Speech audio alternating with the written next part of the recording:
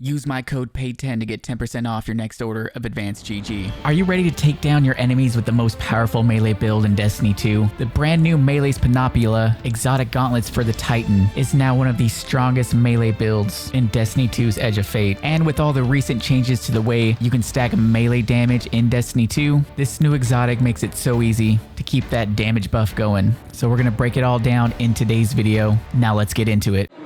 Yo, it's time to subscribe to Paid to Be Famous. What are you doing? Subscribe to Paid to Be Famous. Subscribe to Paid to Be Famous. Like the video, come on. Hell you know yeah. the drill. Button. And slap that like button. The Melas Panoplia comes with the exotic perk called Forge Master. Collecting a fire sprite or rapid solar final blows make you a Forge Master, allowing you to recall your throwing hammer. After impacting a target, recall your hammer at full intensity to perform a perfect recall, causing an explosion of forge slag.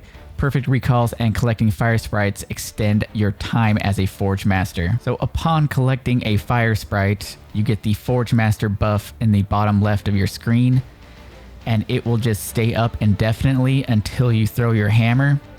And then once you throw it, you're going to see it glow, and then you just call it back. And then it starts counting down from 10.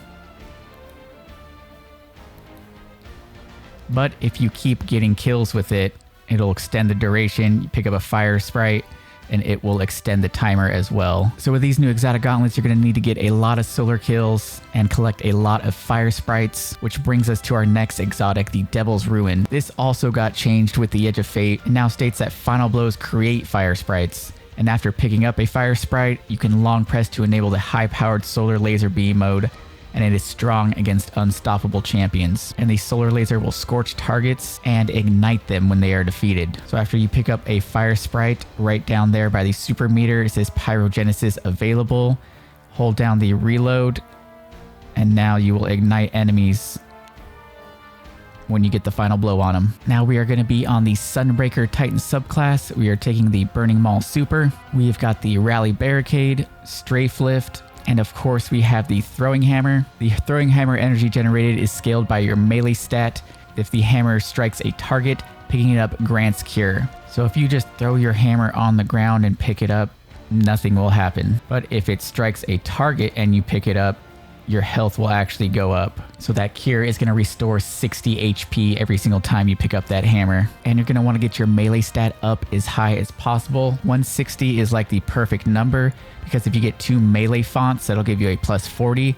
So we'll be at 200 melee stat every time I pick up an orb. So right now with 160 melee stat, I get a plus 18% increase to PvE damage. But when I have my fonts active, it's going to be a plus 30% to PvE melee damage. And then I am taking the Thermite Grenade, a grenade that sends forth a burning line of fire, dealing damage and scorching targets in its path. This grenade is really good because it can just lock down areas, burning just multiple things. So it's just a really good grenade to use all around. Then for our first aspect, we are taking a Roaring Flames. Final blows with solar abilities or ignitions increase the damage of your solar abilities, and this stacks 3 times. Roaring Flames is going to give us a 200% increase to melee damage, and it's going to increase our solar and grenade. At 1 stack for your grenade, that's 20%, 2 stacks, that's 44%, and that 3 stacks, that's a 73% increase to your grenade and your super ability damage. And also what's really cool about Roaring Flames is that if you happen to lose your hammer, but you have Roaring Flames,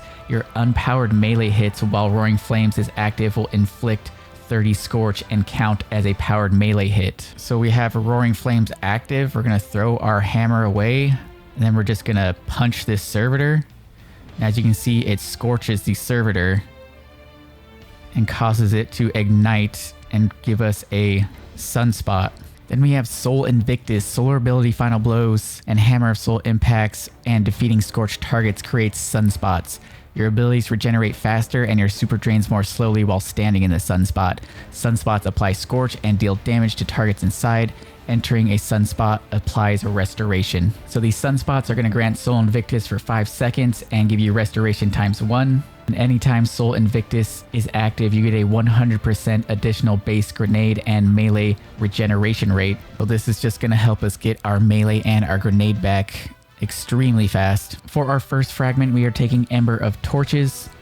Powered melee hits grant Radiant for 8 seconds. to the user and the allies within 8 meters. And while you're radiant, that's going to give our weapon damage a 20% increase. And then we also have Ember of Ashes. Scorch stacks inflicted are increased by 50%. This is just going to help us get even more kills with all the sunspots on the field, and whenever we apply Scorch with our laser beam with the Devil's Ruin sidearm. Then we have Ember of Empyrean. Solar weapon or ability final blows extend the duration of Restoration and Radiant. And then we have Ember of Solace. Radiant and Restoration effects applied to you have increased duration. For the armor mods on the helmet, I've got a Solar Siphon to create orbs with solar weapons. We've got Hands On to gain bonus super energy on melee kills. On the gauntlets, we got 2 melee fonts. This is going to give us a plus 40 to our melee stat, so that will always have a 200 melee stat. And then we also have Heavy Handed. Our powered melee final blows create orbs of power. On the chest, we have solar ammo generation and strand ammo generation, as well as a charged up mod to increase the maximum number of stacks of armor charge. Then on the leg armor, we have stacks on stacks, so every time we pick up an orb, it gives us an extra stack. And we also have Innervation to reduce grenade cooldown and recuperation to replenish our health whenever we pick up an orb. On the class item, we have Distribution, reduces all ability cooldowns when using your class ability next to targets. Got a Bomber mod to reduce grenade cooldown when using our class ability,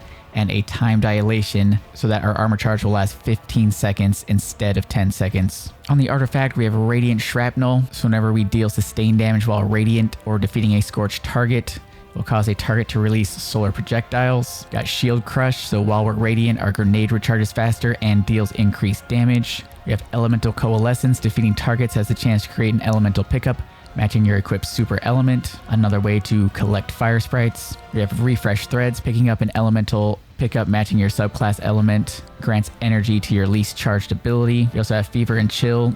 Rapid precision hits with solar weapons grant radiant. Then you also do have Reciprocal Draw. Rapid non-sidearm final blows grant sidearms a period of increased damage for a short time upon next draw. I wasn't using this in any of the gameplay, but this is something to consider if you did want to go this route for a little bit of extra damage with your Devil's Ruin. Now at base, your hammer is going to be doing 636 damage. Roaring Flames times 1 goes up to 1167.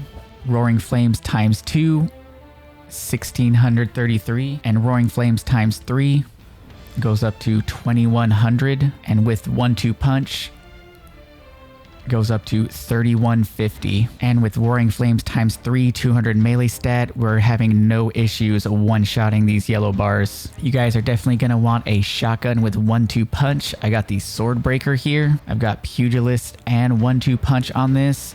I really like this because it has the Cursed Thrall. After defeating a target with a melee attack, final blows with this weapon cause targets to explode for a short duration.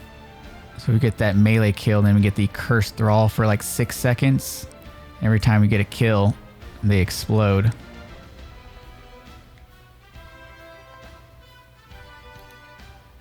So as you guys can see with this build, with all the damage buffs going, you got that 395% increase to your little bonk hammer, and it's very easy to keep that damage buff going. And the great thing about using this exotic over something like Synthoceps is you don't have to actually go run over and pick up your hammer. You can just recall it. As long as you have Forge Master, you can literally just chuck this thing all the way across the room and then just tap your melee again and it'll come back.